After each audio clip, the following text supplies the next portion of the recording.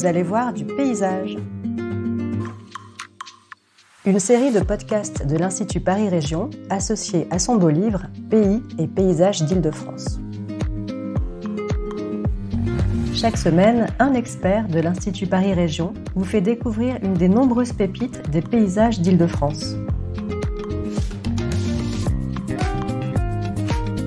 Aujourd'hui, Nicolas Cornet, écologue, vous emmène à la découverte des coteaux de la Roche-Guyon et des Pinacles Crayeux, un paysage normand en Île-de-France.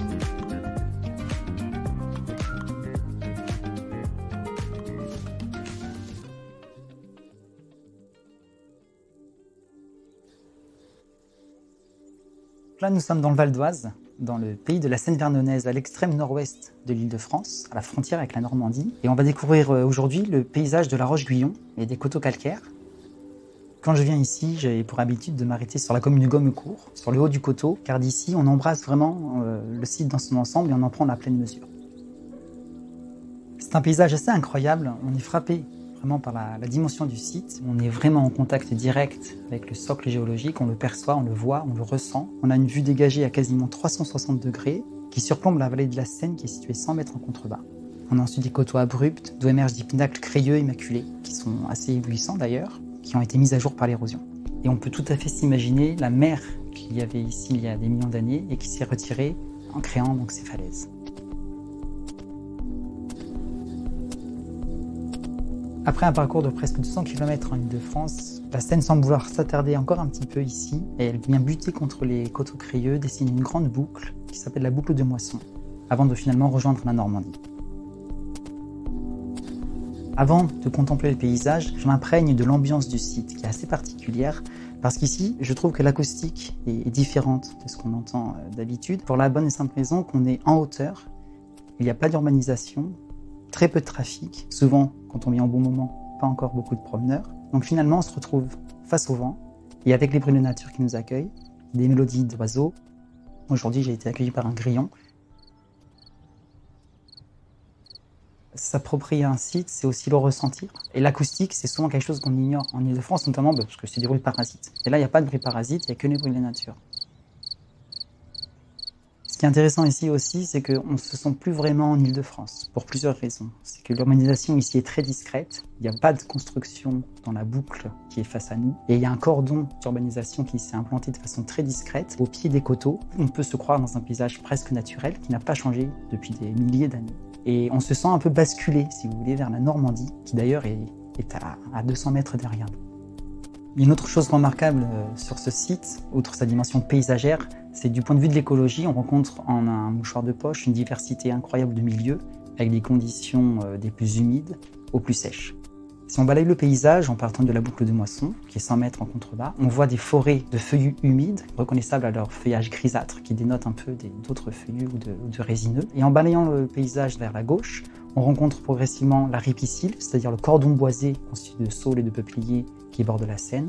La Seine en elle-même, qui est un milieu aquatique. Et quand on arrive en rive droite, nous avons un cordon urbanisé, quelques zones agricoles, et ensuite on remonte assez rapidement le long des coteaux, sur un socle calcaire qui est apparent et affleurant à certains endroits, avec des prairies calcicoles qui ont tendance à se refermer progressivement, du fait de la dynamique naturelle des milieux. Ces conditions très sèches, avec l'absence d'eau qui ne fait que passer, et le sol peu épais, font que des milieux calcicoles se sont développés, les arbres ont du mal à s'y développer, il n'y a pas d'ombre. La dynamique des milieux se stoppe principalement à un stade de fruticées. Les fruticées, ce sont des ensembles buissonnants constitués de pruneliers, d'aubépines, d'églantiers, qui sont d'ailleurs très favorables pour les oiseaux, pour la vie faune, qui expliquent notamment cette acoustique particulière. Et en été, il y a des ambiances méditerranéennes très prononcées qu'on peut ressentir ici, malgré le fait qu'on est encore en Île-de-France, à la frange de la Normandie. Ces caractéristiques écologiques ont permis la création d'une réserve naturelle nationale coteaux de la Seine, qui accueille plus de 500 espèces végétales, avec certaines qui sont très rares. On retrouve ici des orchidées sauvages en population très importante, d'une grande variété d'espèces. Quand on vient en été, en début d'été, on peut par exemple rencontrer l'orchis bouc, l'orchis pyramidale qui dessine, comme son nom l'indique, une pyramide rosâtre, assez reconnaissable.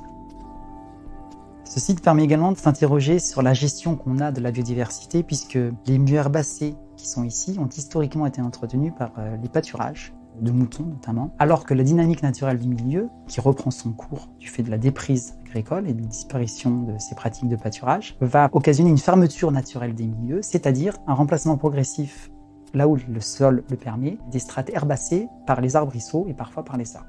Ce que ça implique, c'est que ces milieux ouverts, herbacés, auxquels sont inféodées de très nombreuses espèces, ont tendance à régresser pour une fois du fait de l'absence de l'homme. Et si on veut maintenir la diversité de milieux ici, on doit mener des actions assez importantes pour maintenir ces paysages ouverts. Ce qui interpelle du coup sur notre rôle. Est-ce qu'on se doit de maintenir des espaces pour leur richesse ou est-ce qu'on doit aussi pouvoir parfois laisser libre cours à la dynamique naturelle des milieux?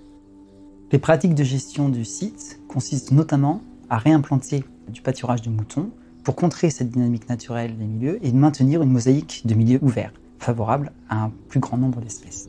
Et pour une fois, on est dans une situation où c'est une activité humaine qui va permettre la reconquête de la biodiversité et peut-être, in fine, d'améliorer la lisibilité des paysages.